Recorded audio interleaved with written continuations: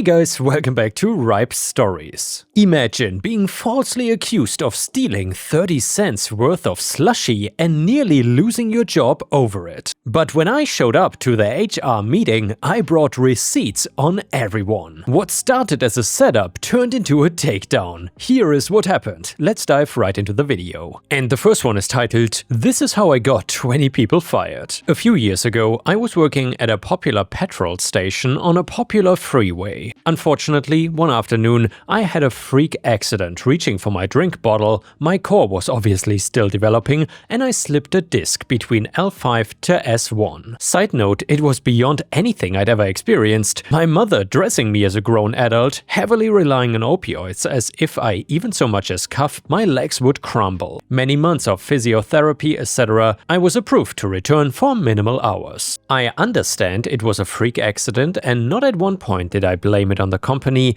but it happened at work, which probably saved me years of spinal surgeries. Carrying on though, one day back at work during a 4-hour shift, I had a sore throat that day. Normally, we're allowed to grab a coffee once a shift. I asked the 2IC, let's call him Clifford, and I think guys 2IC means second in command, so maybe like the assistant manager, if it was possible to have a cup of slushie instead to soothe my throat. Clifford responded, "Yeah, that's cool, just put it in a coffee cup," which I did following his guidance. Side note, I was soothed. The next morning at approximately 7 AM, I awoke to an official email from this company stating I'm being suspended without pay due to a serious breach of conduct. Obviously, I am baffled and pretty upset. I'm aware that I'm back on reduced hours, being watched, etc. I reply and we set up a meeting in person 2 days later. Attending me, my support person, the 2IC, the store manager, and 2 people from HR, which I'm sure they had to make a gigantic drive for. Well, we sit down in an adjacent building, still baffled. The store manager said, "Hi, so we've called you here today for an offense that we can terminate you immediately." To be honest, at this point, I was absolutely crapping myself.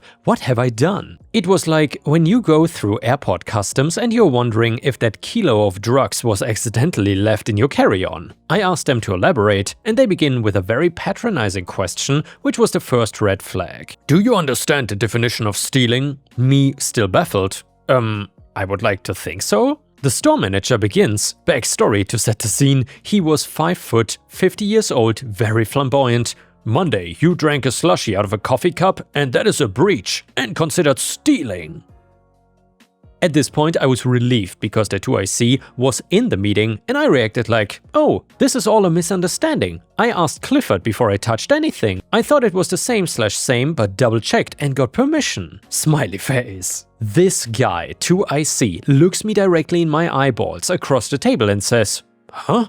That never happened." The silence was palpable. My jaw was in my lap, my eyes are darting back and forth, thinking, there's no way I'm being set up. 170 scenarios ran through my head, confusion, shock, anger, and then acceptance. My back was screwed, I was trying my best to recover, and now being accused of ripping petrol station off by 0.03 cents worth of slushie so the managers could get a bonus from getting rid of me. This is my favorite part. Everything melted away. The anger, the unjust, everything. I let out a big sigh and I started smiling. I looked directly at the store manager, who unfortunately for him underestimated my observation skills. A week prior, mind you, there was plenty of other offenses. I saw him purposely knock a packet of Oreos off the shelf following an, "Oops, I guess I'll have to write it off for my morning tea meeting."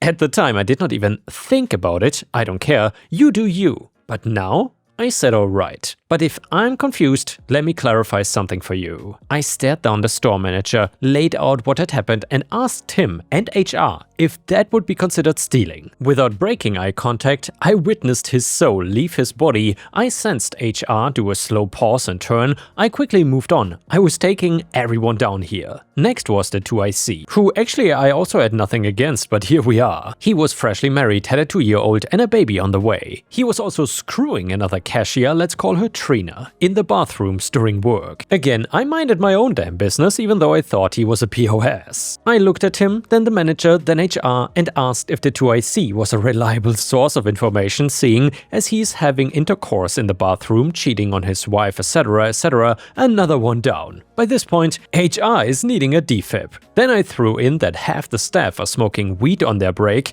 No hate, but it was more to throw shades that the manager is useless, and while I was at it, I truly only like 2 people that work there from a very busy 24-hour store. I then went on for the next 30 minutes about every single breach I'd ever seen in the last week and let them know I could definitely help them out with more info, etc. The meeting was abruptly ended. 3 days later, I was still offended but had gathered myself and I thought, F them, I am young, I will move on. HR called me and asked me to come in, and I'd absolutely prepared myself to be fired, and I was already mentally checked out, recognizing there's no way I could go back and play nice with people that threw me under the bus. I sit down and HR are groveling. There's probably some sort of court case that I could have followed, but again, I was young and ready to burn the bridge. They offered me the job of the 2IC, aka I guess assistant manager. Oh, what happened to Clifford? They tell me that he and Trina have quit because Clifford's wife was trying to pull her through the safety barrier every time she went on shift. Also, additionally, they fired 18 people, so 20 in total, for breaches after going through a lot of footage. This included staff eating expired food, etc. I asked them to give me some time to think about it. I walked back over to the main store. There's my manager in tears, packing his stuff up in the office into a cardboard box like some sort of movie scene. I could not help myself. I had a spring in my step. I asked him why would he be crying? What is wrong? He told me through tears that he's going on leave, blah blah blah. I quit 3 days later and went to another country on credit card, the best 2 weeks of my life. And yeah guys, props to OP.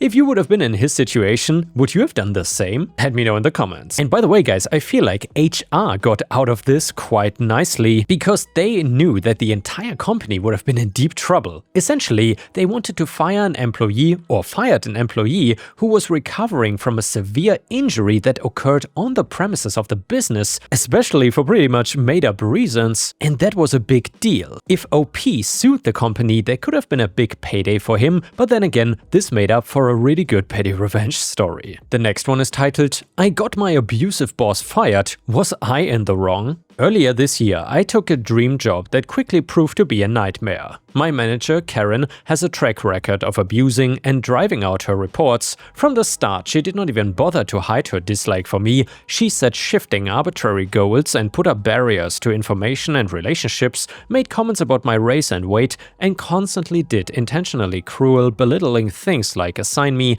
menial physical tasks and talk about me in the third person in my presence. I took the usual measures, including going up to the chain and consulting a lawyer, but nothing worked. My physical and mental health suffered quite a bit, and I finally hit a wall. So even though I hated having to do it, I fought. I filed a formal complaint using evidence stockpiled over months. A few days after HR found in my favor, there was a shock announcement that Karen was leaving the company, ostensibly due to burnout. I'm pretty certain the resignation is a disguised termination in the wake of the HR investigation. I know that this conclusion is shared by at least a few other people in my department who were close to the situation. It is possible that some people think I got Karen fired. I know from reading Ask a Manager that this is not the way terminations work, but human nature. What do I say when I'm asked about Karen's departure? I really cannot bring myself to agree when I'm condoled by someone with no idea what Karen is like inside her team. Worse, some people have speculated that the department manager's style causes burnout in a positive person like Karen. By the way, Karen is very manipulative and has a lot of people fooled. Obviously, I cannot shout, "Positive? She ran you all down behind your backs." And what do I tell coworkers who were helping me professionally and emotionally during the whole ordeal? On the one hand, I think this case speaks pretty well for our HR, and I would like to obliquely acknowledge that a formal process actually works. But I assume the fact of a harassment investigation stays confidential even after the harasser leaves. There's a lot out there about how to respond to being harassed at work, but nothing about dealing with it honestly, professionally, and gracefully with a positive outcome. I take no pleasure in Karen losing her job, maybe I'm just numb, so I would really appreciate if we could skip the high fives in the comments section. It's been now over 6 months since Karen suddenly quit, and there's no dramatic news in this long letter, but I'm doing much better and you helped make that happen. Number 1, some commenters anticipated this, but there wasn't as much curiosity as I feared. I later learned that Karen's boss, Kevin the DH, told his direct something to the effect of, "A bad thing happened to Ellie, so be nice and no, I cannot tell you what." Kevin is not a good grand boss. I met with him long before going to HR. Within moments he called me infantile and in need of fixing, saying he had heard an earful from Karen. For context, I'm old enough to have college-age kids and was considered high value in previous roles. A week later he put me on PIP with an absurd condition. Number 3, Karen was not as bad as I thought, she was much worse. The actions she punished me for, like reaching out to internal SMEs, turned out to be essential to my role, so I think it was sabotage. I've also realized that Karen was a bit of a BS artist who was missing a lot of the required knowledge and skills. I noticed some of those big gaps early on but didn't realize what they meant. And yes, her previous reports complained on their way out, so she and Kevin had multiple chances to fix her behavior. Number 4, it is not just me. Kevin's department has culture and performance issues. The home office has sent in a strong people manager, Cecile, under Kevin. I was reporting to Kevin, but now report to Cecile. Post Karen, HR was supposed to move me away from Kevin, but this didn't happen. I don't know why, by the way. So I've learned that recovering from workplace PTSD is like escaping from Shawshank. You need time and pressure. And by the way guys, let me know in the comments, what is your favorite prison-related movie or series? Longtime viewers might know that I'm a huge fan of the old series Oz, which in my opinion, right there with Prison Break, is one of the best prison-related series of all time. And by the way, while you're at it, it would be absolutely awesome if we could reach 1000 likes on the video, because that would help me tremendously. So anyway, at first I had to push constantly at the PTSD, telling me, if you do this, bad things will happen just like before. It is too late to catch up. You're well and truly screwed here. Dozens of times a day I would tell myself, I'm going to take a moment to feel what I feel and then do what the job needs me to do. Slowly my brain learned that I could talk to anyone, make decisions and small mistakes, crack jokes and attract positive feedback without being hammered by ugly insults and threats. When Cecile arrived, and by the way, isn't that the name of Negan's baseball bat in The Walking Dead? Either way, he saw me as valuable rather than trouble and was kind about my skittishness. That helped a lot, but months later, I still need to talk myself off the ledge at times. I remind myself that this is normal. After all, I was on a greased rail to being terminated with bad reference, and I have 3 people relying on my income. Going to work every day just to be blocked and humiliated all day, knowing she was just waiting out the clock, it was hell. So yeah, I remind myself it is okay to not be 100% okay, 6, but I'm doing better. I blew past the targets Karen missed and also shared a very visible award for a collaboration. Best of all, I've been told by people in other departments that I'm great to work with, and lower-ranking employees in my department say that they appreciate how approachable I am. That's why for now, my place is here, I can help make the products better, and I can make this workplace better. Update number 2, well, you must be magic. This time it is Kevin. He was likely sacked because his reason for quitting is ridiculous. They announced it internally a few hours after I emailed you. It's uncanny. I know there are perfectly rational explanations for this, but you've also brought good luck to a lot of people. Update number 3, I'm thrilled to report that I'm now considered the go-to person for the department and got promoted. Thank you and the commenters for the advice and good magic. A lot has happened since the last update. Cecile, the reformist department head, has cleaned house, so the rest of the toxic people are gone, and most of the enablers are also gone. Hardly anyone even remembers Karen. And Cecile had 90% of these roles filled within 2 months because he enjoys a good reputation. At one point he asked me to consider taking Karen's old role, as one commenter jokingly predicted, and I was briefly tempted by thought of karma baby, but turned it down for 2 reasons. I'd outgrown that subject matter, and I also felt it would set back my recovery. It was the right choice, and I'm happy to have been promoted to lead in a more challenging area now. In terms of how I talk about that time in my career, I split the difference. I disclosed that I survived workplace bullying when and only when I think the information would help new managers understand the lingering cultural issues, or that it would give clarity to other employees in bad situations. When I do talk, I force myself to be brief, matter of fact, and forward-looking. I don't have to do the first anymore because of the turnover though. In terms of the second, I was able to help one colleague from a different team file a claim and get support from their grand boss and nudged another out of burning the bridge. I'm not at a point where I can thank Karen, but my experience with her gives me credibility. When I say that the HR process is worth going through, people tend to listen. If anyone is reading this from the depth of a toxic team, I want to assure you that leaving is not the only option. It is hard, but you can fight. It is uncertain, but you can win. Judge it case by case, and don't feel stupid for wanting to keep your job. Karen forced me in front of others to recite her instructions back to her like a child. She withheld access permissions for tools I needed and set impossible goals that made me sound bananas when I asked teams to collaborate on them. She made me serve food and even groom her one time. We work in tech, she was mean as a snake and so sure she would get away with everything, and God did I want to run. But I knew that I would feel cheated if I left, and where I work, short stints invite bad scrutiny. Another manager who was my confidant told me, remember that you work for company, not Karen. I decided a job at this company was worth fighting for, and what's happened since validates the distinction. One more thing though, it looks like when I successfully negotiated my salary, I inadvertently out-earned Karen. Something to think about if you take a position under a long-tenured, underperforming manager and she seems to hate you from day one. Update number 4. I first wrote in December 2019 about how to deal with the aftermath of blowing the whistle on a serially abusive manager, aka Karen, who suddenly resigned after HR found in my favor. Shortly after my first update, Karen's enabling boss, Kevin, he who swore and shouted, also resigned. His successor, Cecile, then began legally, compassionately and efficiently cleaning house. I've now been promoted twice in a company where that is unusual, resulting in significant salary bump.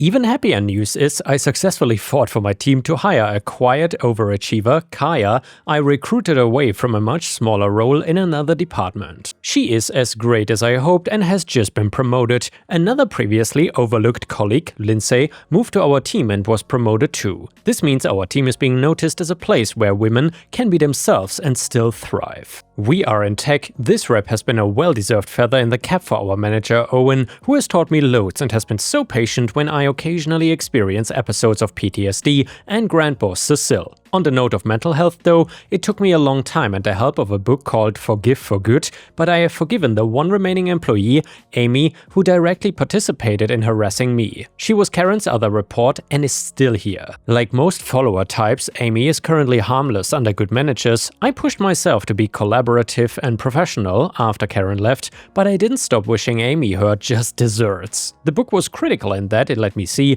what a long-term burden I was taking on in exchange for the dark momentary pleasure of righteous anger. First, I was able to nudge Karen and Kevin out of my brain, and I'm now at a point where I could be normally happy for Amy if she overachieved on her goals and was promoted. That to me is a victory. Carrying the burden of hatred numbed me to joy. After I quietly forgave Amy, the news of Kaya and Lindsay's promo hit and I felt like I'd won the lottery. It made me so happy, I was goofy with it. I'm gonna share one last thing though, the reason Kevin gave for resigning. He announced that he'd been offered a position that he knew would be his life's work, and even though our big tech asked him to please stay, he had to carpe diem. According to LinkedIn, he went to sit on the board of an also rent delivery app available in just a handful of cities. The gap is so painful, most people in my organization who remember Kevin take it for granted that he was fired. And yeah guys, let me know in the comments if you enjoyed these stories from r/askAmanager, because I for one find them pretty interesting because they are a little bit different than what we usually have. And obviously, variety is the spice of life. If that's how you say it, I'm not sure.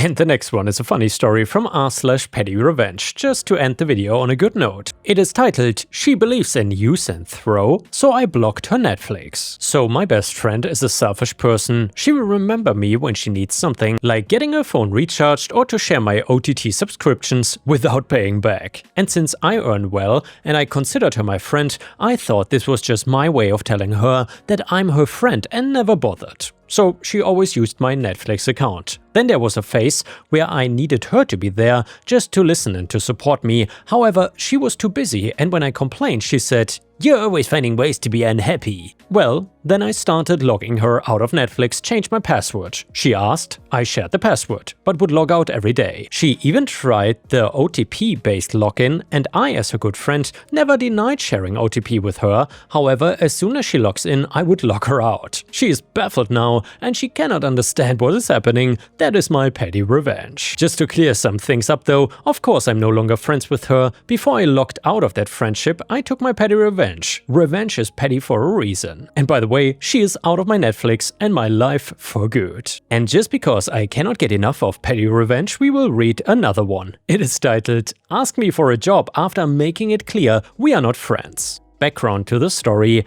about 10 years ago I went through a pretty lengthy divorce. That's a story in itself, and unfortunately, with many breakups our friends picked a side. We didn't make any ultimatums, at least I didn't, but our friend group was definitely divided. I would say my ex got most of them because the majority were his friends when I meet him, so that makes sense. This meant I was no longer invited to dinners or plans, and the calls and text messages gradually disappeared. Some unfollowed me on socials, but again, I get it and began to move on with my life and made new friends. There were a couple of exceptions, mainly the wives who I stayed friendly with, but nowhere near BFFs. Well, anyway, one day before finalizing the divorce, one of those one last chances, I am at an event that my now ex invited me to. He had even reserved a VIP ticket, an experience just for me. I'm in the VIP room collecting my credentials, and I bumped into one of his friends. I said hi, and he literally just stared at me and walked around me. Note, this is someone who I took care of their animals when they went out of town, had game nights, etc. Cool, message received. A couple of years pass, I'm remarried and doing pretty good professionally.